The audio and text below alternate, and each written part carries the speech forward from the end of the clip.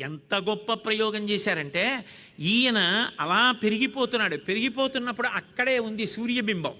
ఆ సూర్యబింబం మొట్టమొదట ఆయనకి గొడుగయిందిట. ఆ గుండ్రంగా ఉంటుంది కదా, ముందు ఆయన పెరుగుతుంటే గొడుగుగా ఉంది. ఆ తర్వాత అది మెల్లిగా వచ్చి చెవికి ఆభరణం అయిందిట గుండ్రంగా. ఆ తర్వాత ఆయన మెడలో హారం అయిందిట. ఆ తర్వాత భుజానికి భుజకీర్తి అయిందిట.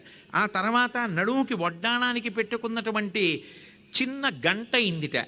ఆ తర్వాత పాదానికి పెట్టుకున్న అంది అయిందిట. ఆ తర్వాత పాదం కింద పెట్టుకున్నటువంటి పీఠం అయిపోయింది గుండ్రంగా.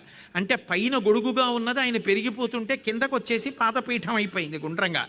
అంటే ఎంత పెరిగిపోయాడో చెప్పడానికి రవిబింబంబుపమింప పాత్రమగు ఛత్రమ్మై శిరోరత్నమై శ్రవణాలంకృతి అయి గళాభరణమై సవర్ణ కేయూరమై చెవిమత్ కంకణమై కటిస్థలి బుదంచ ఘంటయై నూపుర ప్రవరంబై వటుడుతా పదపీఠమై వటుడుతా బ్రహ్మాండము నిండుచోన్.